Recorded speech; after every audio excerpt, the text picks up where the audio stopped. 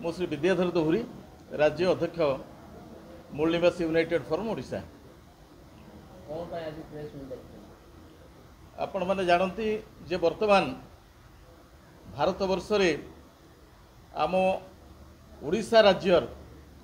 जड़े अनुसूचित जनजाति वर्गर महिला होउचंती राष्ट्रपति एवं ओडिशा रे मध्य तदनुरूप जड़े अनुसूचित जनजाति वर्गर भाई होउचंती माननीय मुख्यमंत्री। एभली स्तर आमे उपभोग करुचु आमर उपलब्धि जहाँ जे क्रमागत भाव में धीरे धीरे धीरे धीरे आदिवासी और दलित मान अत्याचार बढ़ी चली बहु गुड़े प्रसंग संवेदनशील प्रसंग जहाँ ओडिशा रे थिला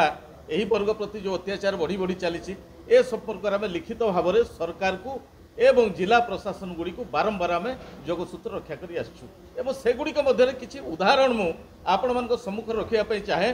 जे 1982 मसीह आपणकर अभयारण्य पॉलिसी राज्य सरकार घोषणा कले डंपड़ा एवं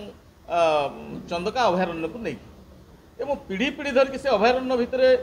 जीवन जीविका करी आसुथुवा वर्तमान 800टी परिवार अन्यून 4000 रु 5000 लोक वर्तमान अंधकूप भितर पड़ी रही शिक्षा विपर्यस्त होती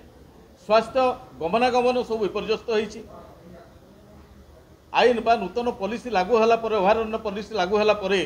बाहर को बाहर मध्य से सक्षम हो पारु नाहांती एभली परिस्थिति रे विभिन्न पॉलिसी आडप्ट होइथिले मध्य मानकर थैथान पई आज पर्यंत सरकार ए 4000 प्रजा को कौन जगार विस्थापित किंबा थैथान करिवार सक्षम होई नाहांती एवं एभली परिस्थिति रे आम कलिंगनगर इश्यूर मध्य देखंतु जे जोठी कटा पापुली सरकार काटिकी नेला परे मध्य ताकर डीएनए टेस्ट करके से संपृक्त परिवार गुड़ी को फेरवा पे सक्षम होई नाहांती जहा फल आम आदिवासी परंपरा आम संस्कृति अनुसार आम अछूत भाई होगी रहीचु आज पर्यंत शुद्धिकरण आमर हो पारि ना एवं ता परवर्ती पर्यायर मध्य इडको जो जमी अधिग्रहण कला सेतबेले जो साग माछ दर रे आम जमी को नहीं गला एवं ताकू मध्य वर्तमान पर्यंत वर्धित दर रे ताकू करूनाहांती कंपनी कर्तृपक्ष माने एवं जो पीढ़ी पीढ़ी धरी आमको चाकरी देवार व्यवस्था थिला विस्थापित मानकू ताहा मध्य बंद कर जाइछि कारण गोटे पीढ़ी केवल चाकरी करियो एवं ता परवर्ती पर्यायर से परिवारटी बाहर राज्य को दादन खटी जीवा पे बाध्य हेबो एवं एही भली जो 7टी प्रसंग रही राज्य में विभिन्न स्थान में काजू जंगल लगाई जंगल को प्रथम प्रशासन आमको कहउचंती सेठी काजू जंगल रोपण करिया पे पर्यावरण सुरक्षा पे आम काजू जंगल लगे सारिया परे सेठी पुणी खनि खनन करिया पे सरकार प्रोत्साहित करुचंती विभिन्न खनि मालिक मानकू एवं अपर पार्श्वर जो गुमी पंचायत जहाँ रही नयागढ़ सब सेंसिटिव इश्यू जे 90% दलित आदिवासी जोटी उत्कट जातिभेद रही जो गाँव में से गाँव में पंचायतर कार्यालयटी करने जाऊँगी जहाँ को बारंबार जिला प्रशासन को जनइला कलेक्टर को जनइला आम आज्ञा आम अधिकार पर आंदोलन करूँ कहला धमक दि जाऊँगी जिलापाल तरफ तुमको सब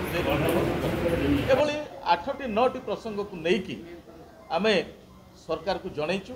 एवं प्रशासन को मध्य जनइचु किंतु कौन विधिबद्ध भाव में यार समाधान पंथा अद्यावधि बाहरी नथिबारु आज आपण माध्यम पुणी आम चेतावनी दौचु जे आगामी 3 तारिख में 5000 ऊर्ध्व दाबी न पूरण होगा पर्यंत घर को फेरबू ना डाकरा देकी समग्र राज्यर जो 5000 ऊर्ध्व अनुसूचित जाति जनजाति वर्ग विधानसभा घेराव करूँ एवं से पशिक रही।